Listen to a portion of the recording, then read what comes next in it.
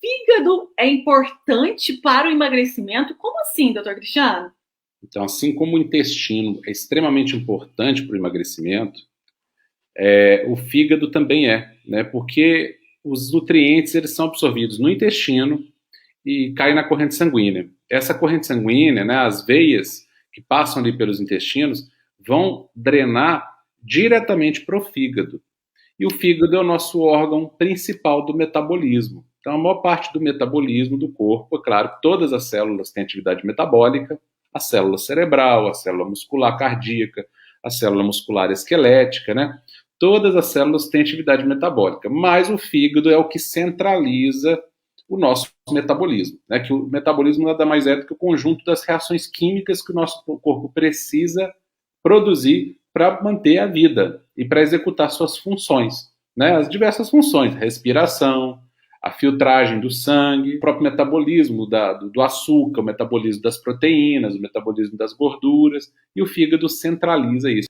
E não é por acaso, né, que as pessoas que estão acima do peso, praticamente, vamos dizer assim, quase 100% delas, que tem algum aumento de peso, seja o sobrepeso, seja mesmo a própria obesidade, tem uma alteração no fígado que nós chamamos de fígado gorduroso, também conhecido como esteatose hepática.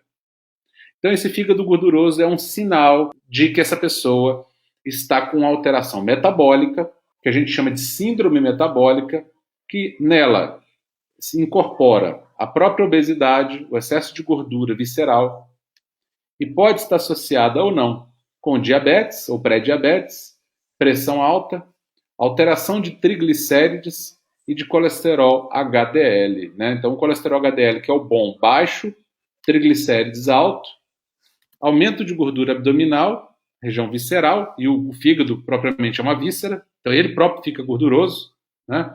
Por que ele fica gorduroso? Porque ele não consegue metabolizar os componentes que vêm da absorção intestinal.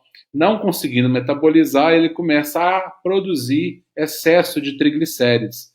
E esse excesso ele não consegue mandar para fora. Então começa a ter que guardar esse excesso de triglicérides nele próprio. O fígado não é um órgão que foi feito para acumular gordura. Mas por que então que ele acumula? Porque ele está sendo sobrecarregado. Essa pessoa vai ter cada vez mais facilidade de engordar e cada vez mais dificuldade de emagrecer. O metabolismo dela está ficando cada vez mais complexo. E essa gordura no fígado vai avançando, vai piorando. Ela vai passar pelas fases de esteatose hepática, que significa gordura no fígado, né? Esteatose hepática leve, moderada, grave. Se continuar progredindo, ela passa por um quadro que a gente chama de esteatohepatite, que seja um quadro onde o fígado já começou a inflamar pelo excesso de gordura. Ele passa a ter uma hepatite por causa do excesso de gordura. E se ainda não for freado, até esse estágio é possível reverter. Até esse estágio.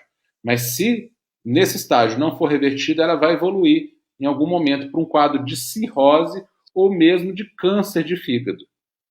Infelizmente, hoje em dia, uma verdadeira epidemia, para não dizer pandemia, né, de câncer de fígado ou mesmo de cirrose no mundo, em pessoas que nem beber não bebem. E elas não entendem por quê. Né? Existem questões metabólicas envolvidas com excesso de peso.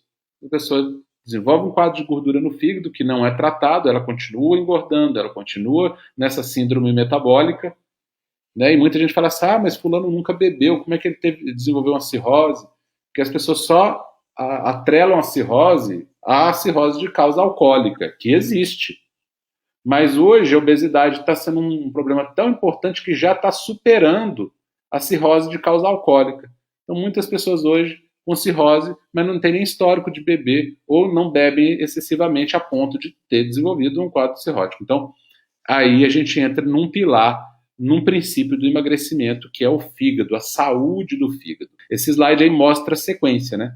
De um fígado saudável até uma esteatose hepática, e aí ela pode ter graus, né? Leve, moderado ou grave, passando por a esteatohepatite, que também tem essa sigla chamada NASH, ou NASH, né? É uma sigla em inglês, mas nada mais é do que uma hepatite associada com acúmulo de gordura no fígado.